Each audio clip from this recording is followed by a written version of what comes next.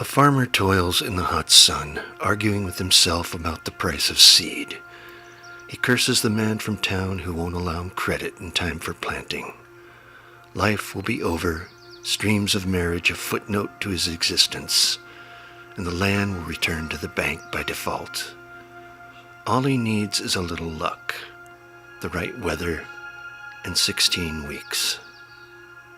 A cash crop could answer all of his prayers. He and Judith could be married and live in the style she is accustomed. Her parents would have to shut their mouths, give the respect that a bumper crop brings in these parts. As he labors to sort the second-hand seed, the birds line the fence to make sport of him, waiting patiently to rob the seed from the soil as soon as it's planted. He yells at them, "You birds are devils!" He shakes his fist at the sky. "Why won't you give me what I need?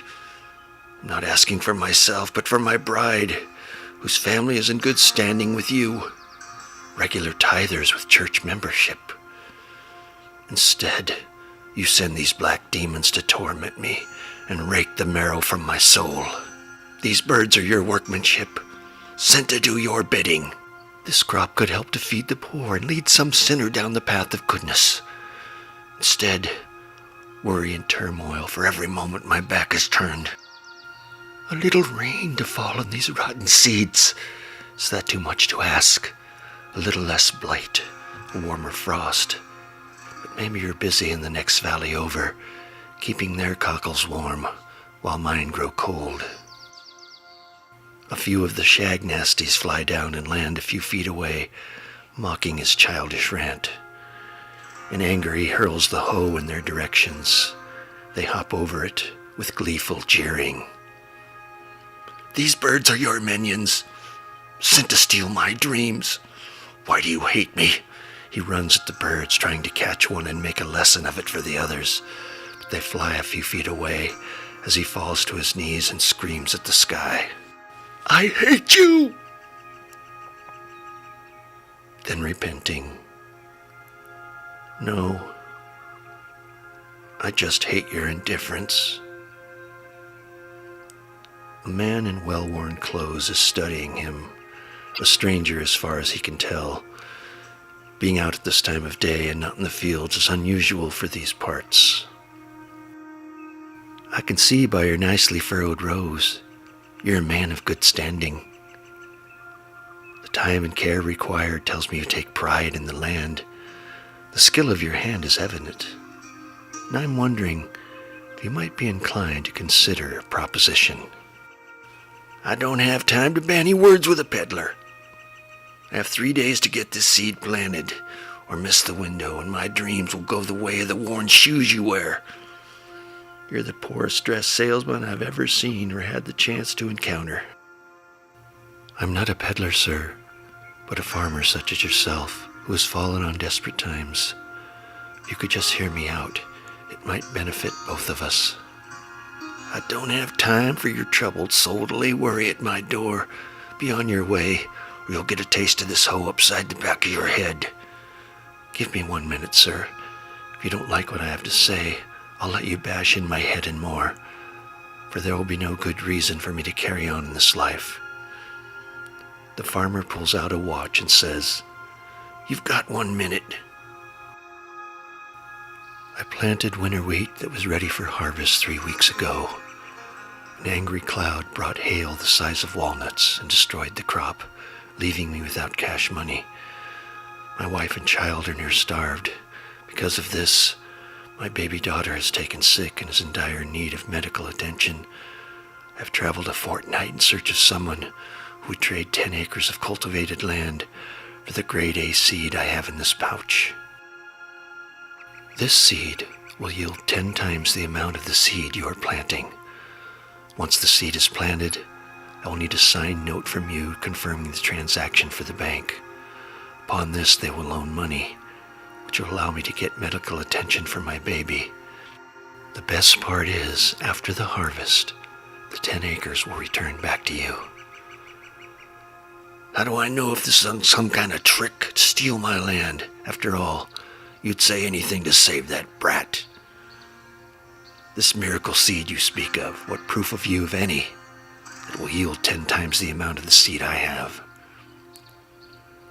Reaching in his pocket, he retrieves an envelope. From it, he produces a blue ribbon that reads, Grand Champion, Greatest Yield, Single Crop Season. Is this the state fair up at the Capitol? Yes, sir. Where did you get the seed? There's nothing like this around these parts. Well, I hesitate, because if I reveal the source, then everybody will have the bumper crop and drive down the price. Then we don't have a deal. Wait, if I tell you, you must not reveal it for a year. Do we have a bargain? Fine. Give me the source of the seed. My brother lives in Wisconsin. He developed the seed by cross-pollinating winter seed from the region with the Great Plains summer seed. Produces nearly 10 times the yield of any seed on the market. What is he, a scientist? No, he's an agronomist. Well, if I'm going to do this, you'll plant the upper acreage first, then seed the lower section. And I'll be back with a banknote in 2 days, and the work better be done or the deal is off. You forfeit the seed to me for time lost, and I take over. Well, take it or leave it. Oh, all right. I'll do it, and you won't regret it. May the Lord bless you. You'll be in our family prayers always, I promise you that. Just get the work done. I'll be back day after tomorrow and mind those birds. They'll steal the clothes off your back. This miracle seed in your very soul if they get the chance. Don't worry. I have a remedy for birds. They won't bother me. The farmer goes his way and leaves the young man alone in the field. When he is out of sight, the young man drops to his knees and prays to God. Dear God, thank you for bringing me to this gracious man, providing a way for Jenny to get treatment in Minneapolis. Please help her hold on a bit longer. Please grace these hands with skill.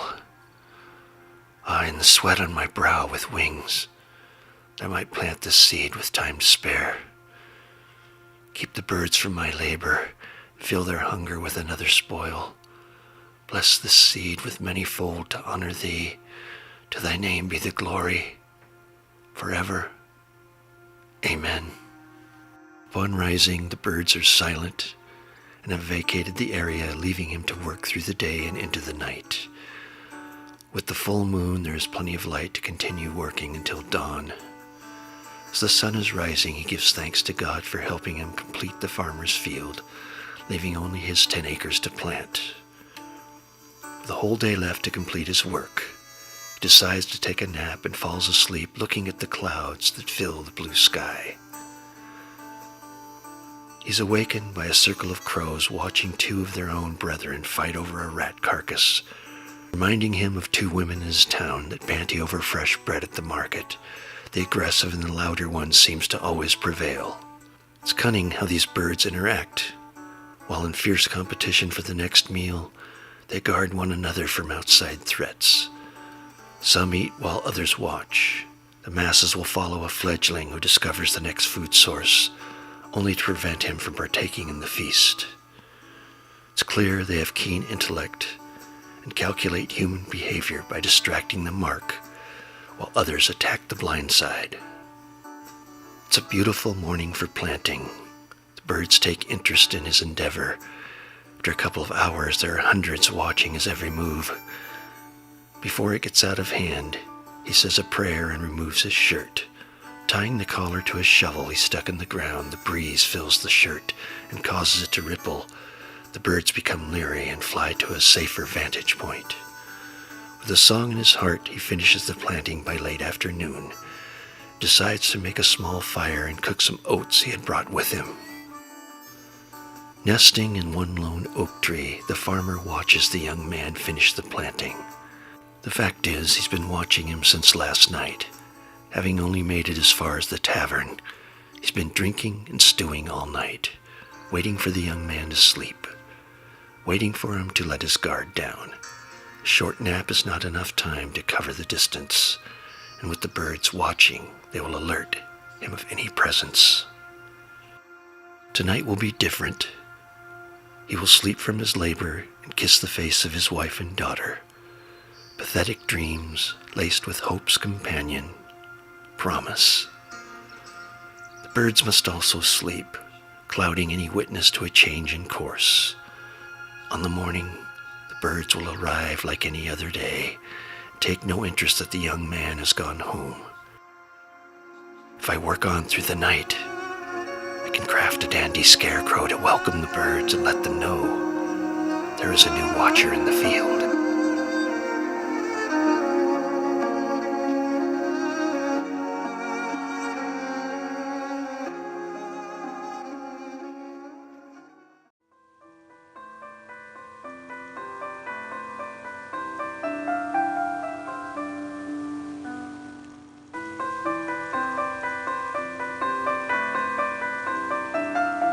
As the sun rises, the birds take peculiar interest in the visitor.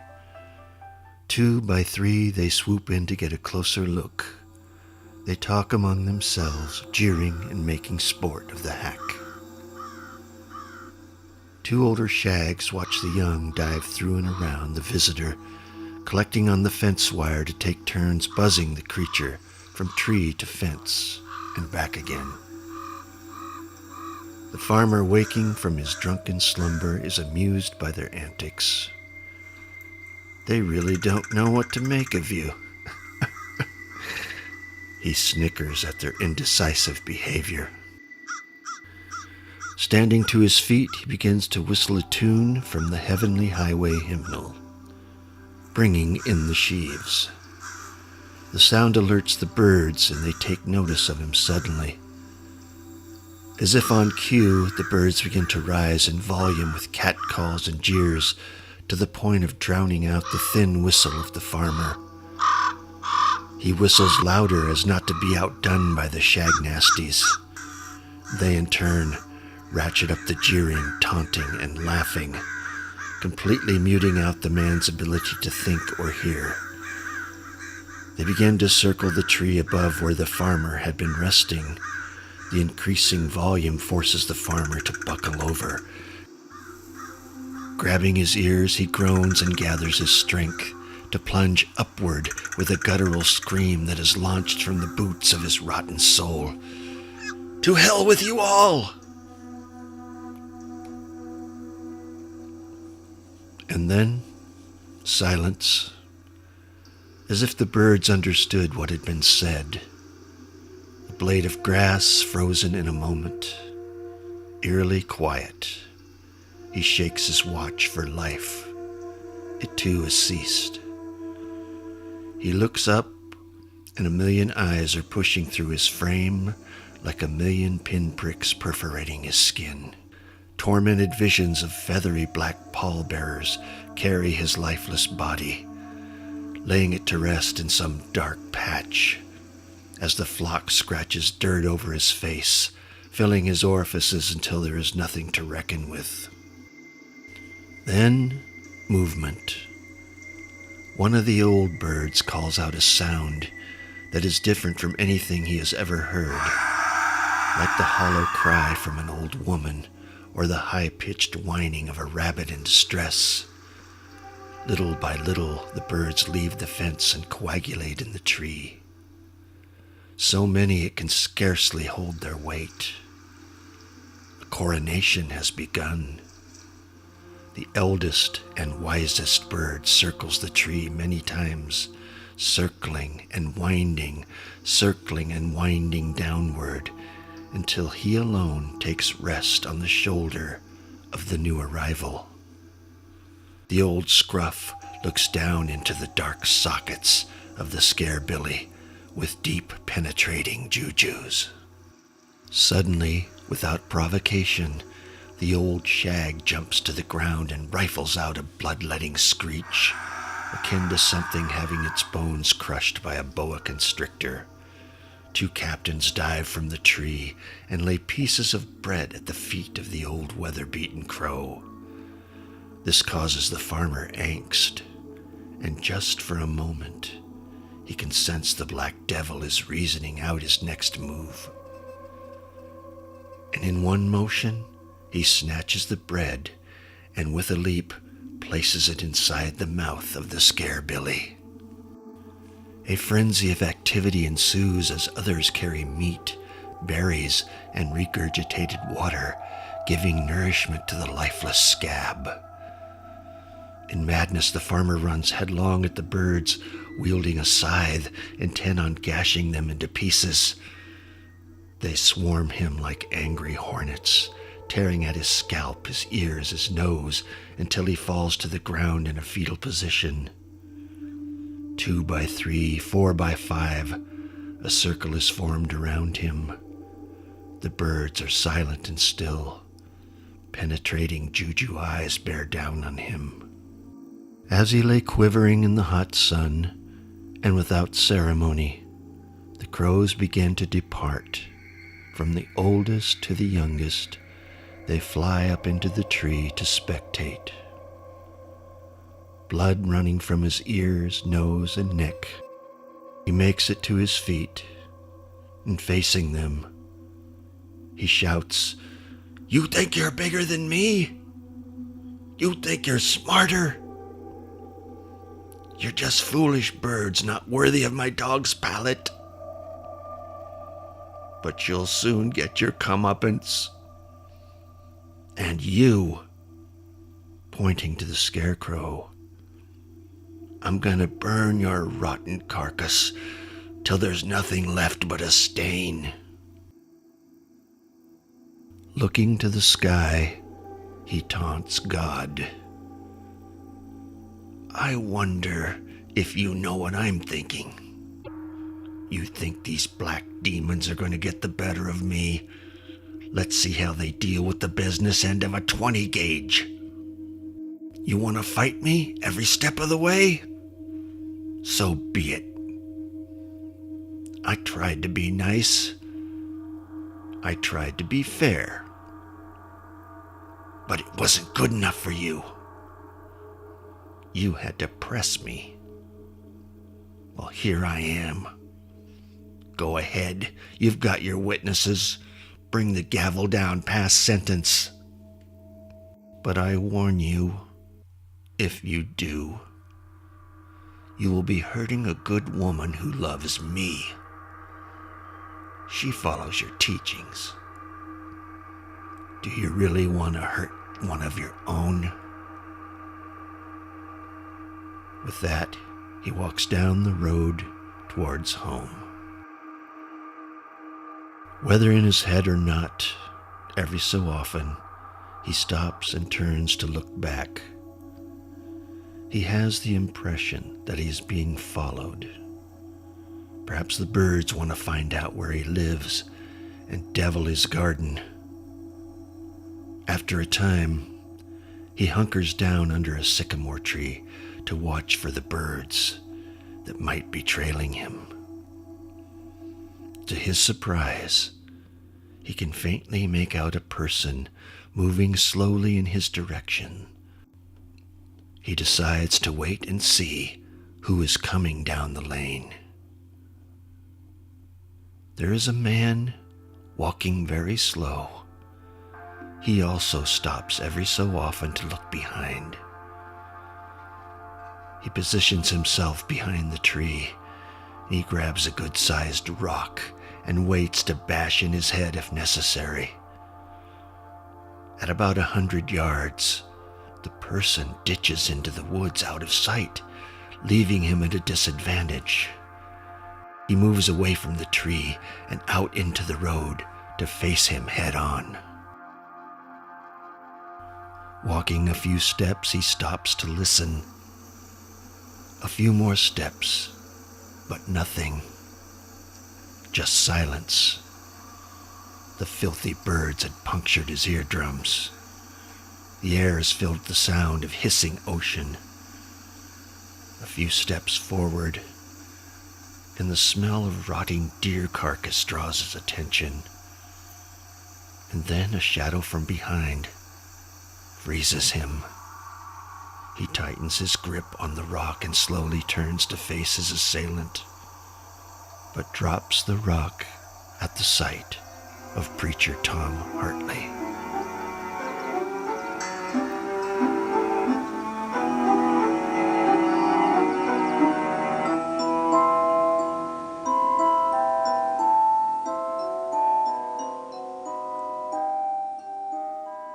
Good morning, Will. What are you doing with that rock? Morning, Preacher. I thought I saw someone following after me, maybe to do me some harm. Why would anyone want to harm you? I don't know why, but there's some crazy people out there. Well, I guess you're right, and it's the reason I'm on this road at all. The sheriff got word that a man from Spencer County may have come this way selling valuables to get medical attention for his young daughter. His wife has been trying to get word to him to come home directly. These peddlers always bring trouble with them. This man is no peddler. He's a farmer. You haven't come across anyone out this way, have you? I don't see many people out this way, Preacher. Yes, I know, but I'm obliged to ask. Preacher, what kind of trouble would cause a wife to track him all the way over here? It must be 120 miles to Spencer County. Well, apparently, he was out trying to get money for some medicine that would save his little girl's life. But I'm afraid it's too late. She died a day or two ago, according to the telegraph the sheriff received. Dead? Oh, that's a real shame. Sure is. So if you happen to see a stranger, his name is Abel Johnson. Have him report to the sheriff and don't take it upon yourself to give him the news. You never know how folks are going to react. Well, I need to continue on and see if anyone else has seen the poor fellow. Have a good day and give my respects to Rachel. It's only 6 more months and you two will be married. Yeah. It's coming fast. I need a crop to harvest by then to give her the kind of life she's accustomed to. Well, Rachel loves you, and a bumper crop or not, she'll be very happy to be your bride. All the same, will you put in a good word for me upstairs? I sure will, but you don't need me to ask God to help you. He wants to help us. Unless what? Well, in Isaiah 59:1, it says sin can cause God to not hear our prayers. What does that mean? We sin all the time. I mean, I'm not going around hurting people or cheating them. I mean, Rachel's had a good influence on me. It means unrepented sin. Things that you haven't taken to God and asked for forgiveness for. Is there anything you need to bring to the Lord? Because if there is, we can pray right now. There isn't anything, Preacher.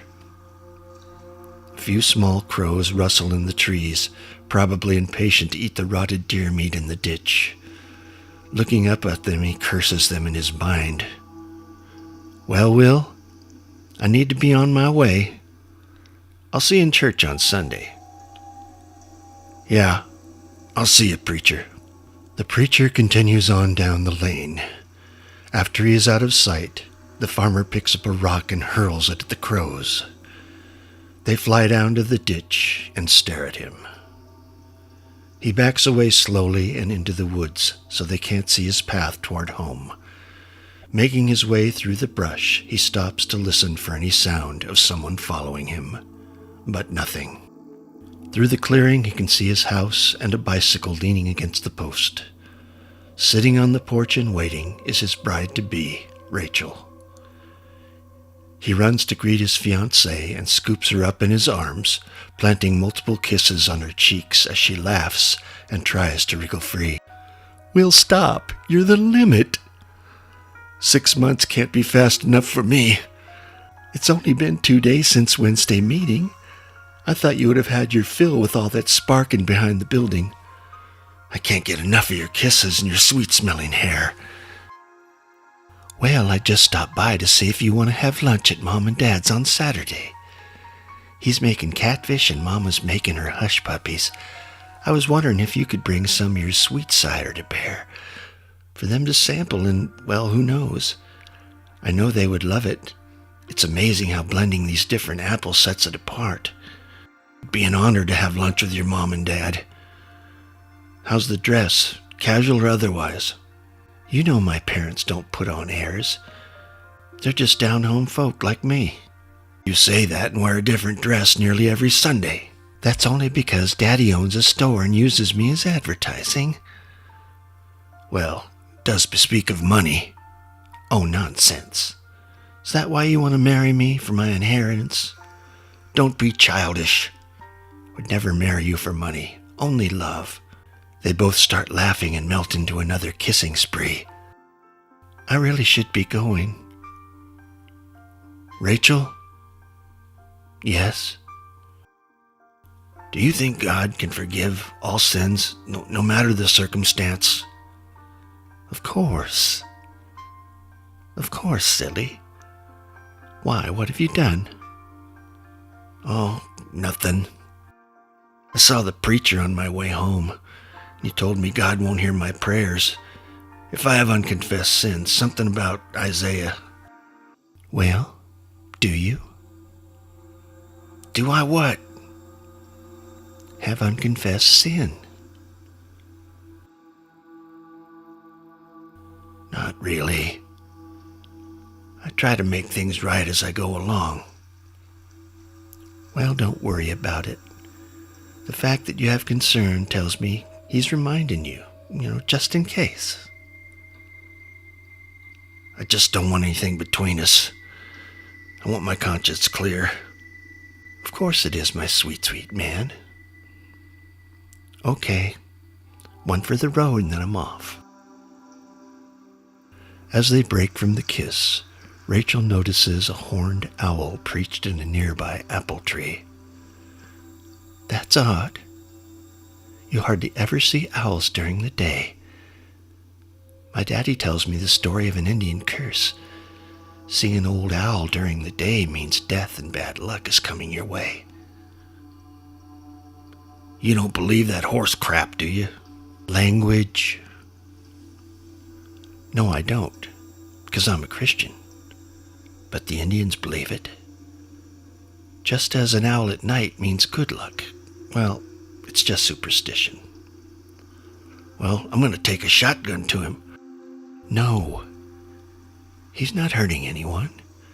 You don't kill a beautiful creature like that just for sport, anyway. It'll be night soon. Maybe he's early on bringing you some good luck. Well, I've got to go. I love you, dear. I'll see you on Saturday. They walk to the bike and he kisses her good night and waves her out of sight. But upon returning, the owl is nowhere to be seen. He spends what little daylight is left feeding the stock and hoeing weeds from the garden. He returns to the apple tree where the owl was perched and notices a large feather beneath the tree. Retrieving it, he heads straight for the fireplace and burns the superstition. Try to bring me bad luck. I make my own luck. He takes a gouge from his favorite bottle, making his head become floaty. The feather has trouble burning, so he pours a little alcohol on it, which flames up and almost catches his shirt. He backs away into a chair and watches it burn, yelling in the air, "You can't fight fire!" Yes, later, when those black crows take their rest, I'll return with a little misery of my own. When they wake, the little beggar will be gone with the night. He sits back in his chair and takes another gouge. He puts coffee on and waits for it to boil. He thinks how Rachel could never know of his drinking and about the peddler. She wouldn't understand. Neither would her uppity parents. Just one crop to gain their respect. Upon waking, the air is filled with the smell of burnt seeds, and a gentle smoke clings to the ceiling beams like winter fog. The coffee had boiled dry, and the little room is filled with half-light of a 3/4 moon.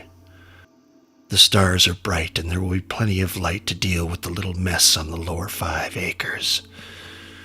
With a little ham from the icebox, he cobbles together a sandwich, cuffs his night friend, and swills down another couple hard swallows.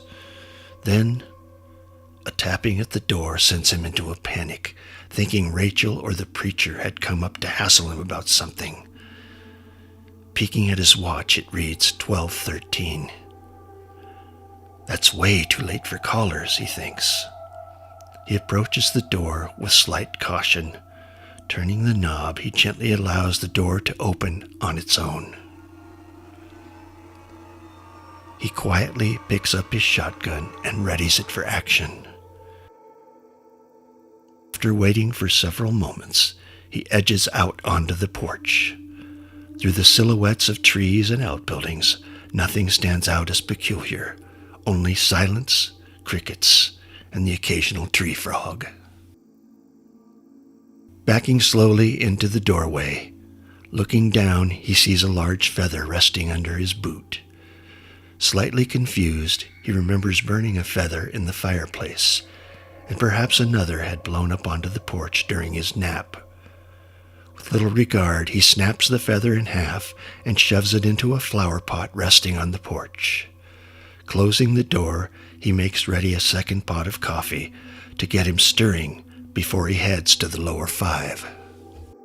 Standing at the sink, a sudden and unwelcome smell enters through the kitchen window. Looking up, a figure coming from the porch casts a shadow upon him. Something warm runs down his leg as a head fills the window. Falling to the floor, he looks up through the moonlight that surrounds his horrid face. It's the Scarecrow, come to visit. The only thing he can think is run. So he bolts out the door down the path to the feed barn, where he grabs a pitchfork and waits to impale the bag of pus. As he waits in the semi-darkness, he contemplates the behavior of the crows and how they fed the lifeless stranger, and began to consider, maybe through some miracle he's still alive. Maybe I should tell him his daughter is gone and that vengeance is not worthy of exacting. His dear wife needs him now. He should hurry home to be with her by her side. He gently speaks to the air. Mister? Mister? Your daughter's gone. Your wife's calling for you. She needs you. I'll help to pay for your transportation, and when the crop comes in, I'll send you half. And you and your missus, you can have another young'un. Are you hearing me, mister?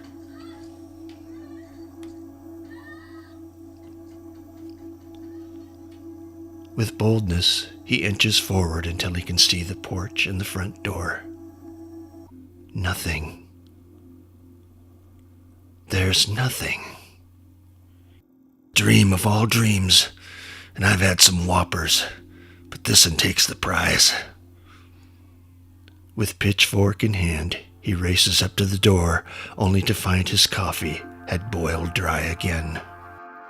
He picks up the shotgun and grabs the bottle and downs 5 or 6 big gulps. He fashions a torch from a stick of wood and some cotton binding and drenches it in coal oil. With his gun, bottle, and torch, he heads for the field to finish the Scarecrow once and for all. Walking quietly along in the half-light, he begins to ponder.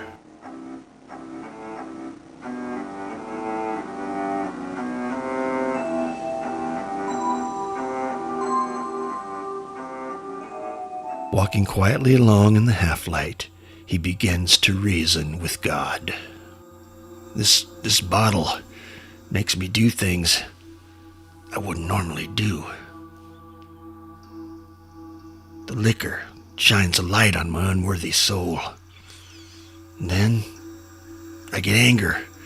Anger comes and then it grows, and then hate fills my head until I can't take it.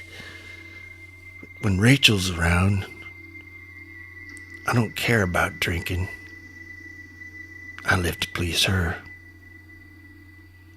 And by pleasing her, aren't I pleasing you? Do unto others and all. Her love calms my soul. When we're married, I'll be calm all the time. Unless her parents butt in. They really annoy me. I wish they weren't around. Then me and Rach, we could run the store. Then she would be unhappy, which would make me unhappy, and then the anger would come. The vicious circle becomes a bond between me and the bottle. It's better just to shut up the little voice by any means possible. After a time, he enters the clearing. Moonlight fills the furrowed fields, making a statuesque picture of the scarecrow against the sky. Laying down his gun and bottle, he lights the torch and twirls the knob in the air to catch the fire all around.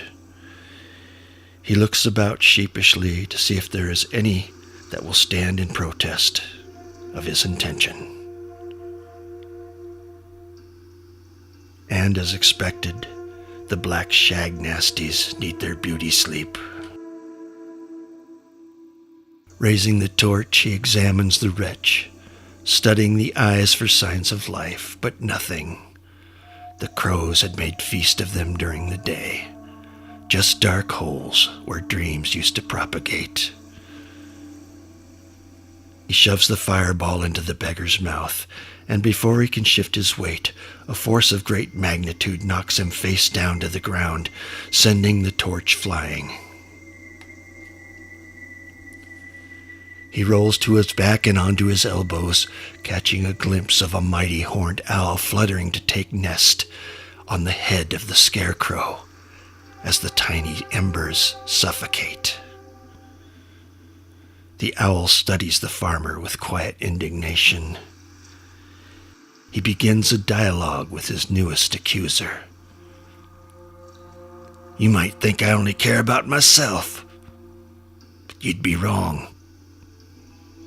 I tried to reason with the beggar, but he was greedy. He wanted more than his fair share. He wanted my land. Surely he would have killed me the moment my back was turned.